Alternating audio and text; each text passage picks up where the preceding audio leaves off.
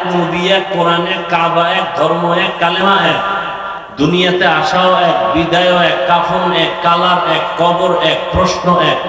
24টা ঘন্টা মোবাইল নিয়ে ব্যস্ত, মোবাইল, বাথরুমে মোবাইল, ঘরের রুমে মোবাইল, সারা রাত মোবাইল দেখে দেখে গুনাহ করে, চোখের গুনাহ, হাতের গুনাহ, জবানের গুনাহ, অন্তরের গুনাহ। আল্লাহ দয়া করে বেহেশতের বাগানে নিয়ে আসেন। কেমন বাগান? বসার সাথে সাথে সবার গুনাহ মাফ। তাহলে মাত্র 2-1 ঘন্টা বয়ানে আসছেন, এই টাইমটা মোবাইল না চালাইলে বিশাল ক্ষতি হবে আপনাদের। 24 ঘন্টাইতেই গজবটা নিয়ে থাকেন। কখন আল্লাহর গজবে পড়েন আমি তো সেই ভয়ে আছি। আমি হাসির কথা বলছি, তো হাসেন কেন? আমি যে কথা বলছি লজ্জা থাকলে তো কান্না করা উচিত, যে আমি মানুষ হিসাবে এত খারাপ হয়ে গেলাম কেন? এই মোবাইলওয়ালারা এত ভাব ভেতর, একটা মোবাইলওয়ালা, টাচ মোবাইলওয়ালা দাঁড়াও তো পারলে বলো বুকে হাত দিয়া যে হাফিজ ভাই আমি টাচ মোবাইল চালাই কিন্তু আমার গুনাহ হয় না। সাহস থাকলে দাঁড়াও তো আল্লাহকে সাক্ষী রেখে। বরং আমি বলবো এই টাচ মোবাইল চালাও, গোপনে হোক আর ওপেনে হোক, তোমার চরিত্র খারাপ, তোমার চোখ না পাক, হাত না পাক, জিহ্বা না পাক, অন্তর না পাক। আল্লাহ নিয়ে আসছেন বেহেশতের বাগানে, এই টাইমটুকু মোবাইল নিয়ে হাতে কেন? এই টাইম মোবাইল থেকে একটু আলাদা থাকা যায় না? কপালটা এত খারাপ। যেই বিষয়টা, যেই টাইমের ব্যাপারে আল্লাহ রসুল সুসংবাদ দিচ্ছেন যে বসলেই গুনাহ মাফ। এরকম একটা মজলিস আরশে আজিমে আল্লাহ ফেরেশতাদের মাধ্যমে মিলায়া রাখছেন, আমাদের প্রশংসা করতেছেন আর আমরা আল্লাহর প্রশংসা করতেছি। এবং সর্বশেষ আল্লাহ ফেরেশতাকে সাক্ষী রেখে ঘোষণা দিতেছেন, ওই দিনের মজলিসে যারা আসছে আমি আল্লাহ এদের জীবনের সব গুনাহ মাফ করে দিলাম। ফেরেশতারা বলে একদল তো ওয়াজ শুনতে আসছে, আর অনেক মানুষ আসছে তামাশা দেখতে, ওয়াজ শুনতে আসে নাই। আল্লাহ বলেন ওই তামাশা দেখনেওয়ালাদেরও মাফ করে দিলাম। কথাগুলো শুনবেন, বুঝবেন, আমি কোনো প্রশ্ন করলে জবাব দিবেন, শুধু শুধু চিল্লাচিল্লি করবেন না, অনুরোধ। কারণ এমন একটা টাইম, এখন কোন মানুষ এখন ঘুমে আছে, ঘুমের থেকে উঠবে, তাহাজ্জুদের নামাজে দাঁড়াবে, অসুস্থ রোগী। খুব সংক্ষেপ আমি বয়ান শেষ করব, খুবই সংক্ষেপ, তবে আপনাদের ধৈর্যের উপর। যদি সেই সংক্ষেপটা আপনাদের ভালোবাসায় দেখি 1 ঘন্টা তো 1 ঘন্টা, যদি দেখি আধা ঘন্টা তো আধা ঘন্টা। সব কথার শেষ কথা, উঠা বসা করলেই আমি হাত উঠায় দোয়া করে বলবো। আসলাম না, আপনারা যদি না আনেন, আর এই জীবনে এই দেশে আসলাম না, রিজিকের মালিক ওয়াজ মাহফিল না আল্লাহ? পিপিলিকার খানা কে দেন? বলেন, সত্য কথা বলেন। উড়ন্ত পাখি উঠতেছে, ওর খানা কে দেন? নদীর মধ্যে হাজারো ধরনের মাছ কে খাওয়ায়? জঙ্গলের প্রাণীর খানা কে দেন? সত্য বলেন, ওরা দামি না আমরা দামি?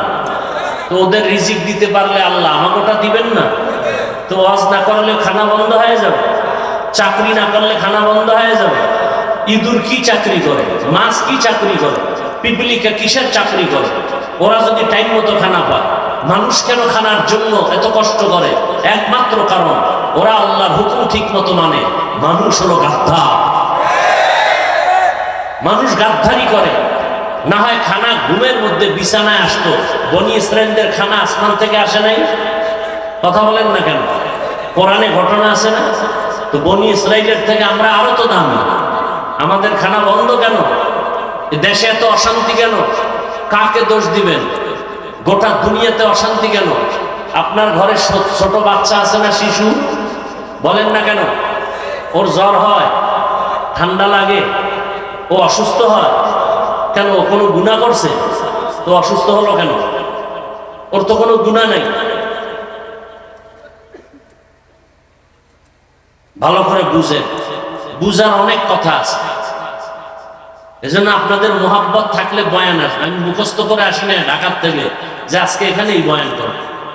আমি আউযুবিল্লাহ পড়ছি আর আল্লাহর সাহায্য চাইছি যে কোন আয়াতটা পড়া যায়। আল্লাহ যেটা জেহেনে এনে দিয়েছেন ওটাই পড়ছি।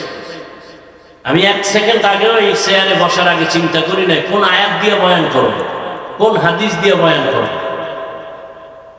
মুখস্থ করে বয়ান করা যায় না, আর ওই বয়ানে কোনো বরকত পাওয়া যায় না। আল্লাহ সবাইকে হেদায়েত দান করুন।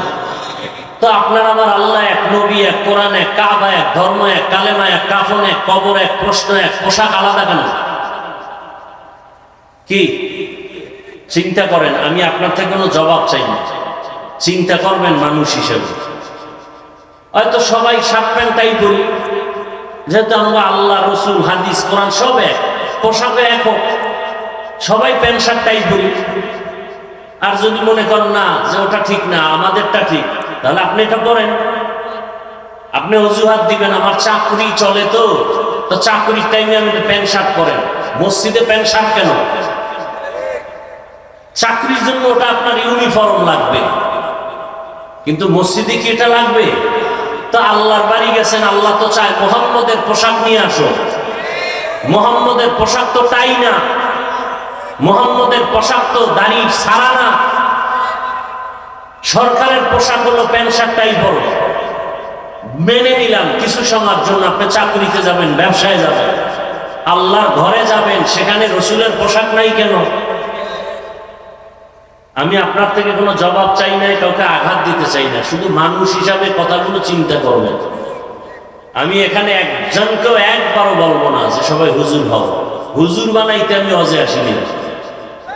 হুজুর বানানোর ওয়াজ আমাদের লাইনে বহু বক্তারা করেন, আলহামদুলিল্লাহ, ওটাও দরকার, কিন্তু আমি করি না। আমি এখন ভিন্ন লাইনে বয়ান করি। যারা স্কুলে পড়ে, কলেজে পড়ে, চাকরি করে, ব্যবসা করে, আমি বয়ানটা তাদের দিকে নজর করে করি, যে ওখানে থেকে যেন জান্নাত পাওয়া যায়, সেই পরামর্শ দিতে আসি। আমার বয়ানের টোটাল থিমটাই এটা।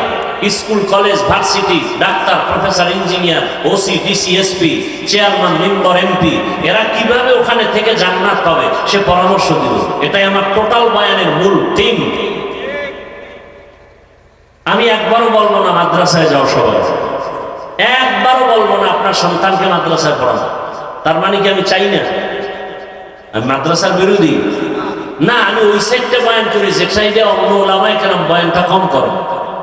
কারণ বয়ানে অনেক যুবকরা আসছেন, অনেক শিক্ষিত আল্লাহর বান্দারা আসছেন, এই কথাগুলো বলা দরকার। আমরা না বললে কে বলবে?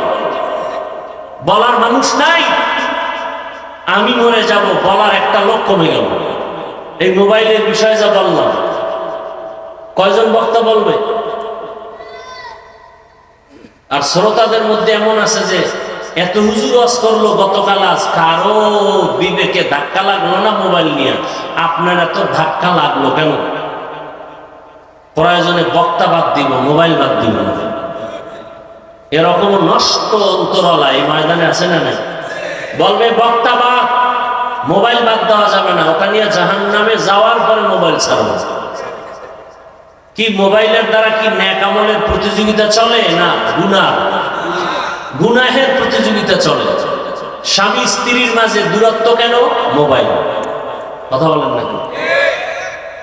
স্বামী মোবাইলে লক নাম্বার দিয়ে রাখছে, স্ত্রী জানে না। এরকম কুলাঙ্গা, চরিত্রহীন, লম্পট স্বামী আছে না নাই? সত্য কথাটা বলবেন ভালো করে। স্বামী যদি স্ত্রীকে মোবাইলের লক নাম্বার না দেয়, নিঃসন্দেহে ওই স্বামী চরিত্রহীন। আবার আসতে বলেন কেন? স্ত্রীর থেকে আর স্বামীর কাছে আপন আছে কেউ? তো স্ত্রী মোবাইলের লক নাম্বার জানবে না কেন? অবশ্যই ওই স্বামীর মন খারাপ, নষ্ট অন্তর। কথা বলেন না কেন? ঠিক তেমনি ভাবে আম্মাজান যদি মোবাইলের লক নাম্বার স্বামীকে জানতে না দেয়, ওই মহিলাও চরিত্রহীনা। ধ্বংস করে ফেলেছে মোবাইল আমাদের সবকিছু। চরিত্র শেষ, লেখাপড়া শেষ। সন্তান মা বাবার মাঝখানে ডিভাইডেড করে ফেলেছে মোবাইল। আজকে মোবাইল না দিলে সন্তান মাকে মারে, মোবাইলে এমবি না ভরলে, টাকা না দিলে বাবাকে মারে। শিক্ষকের সাথে বেয়াদবি এই মোবাইলের কারণে। আল্লাহ মোবাইলের গুনাহ থেকে হেফাজত করে।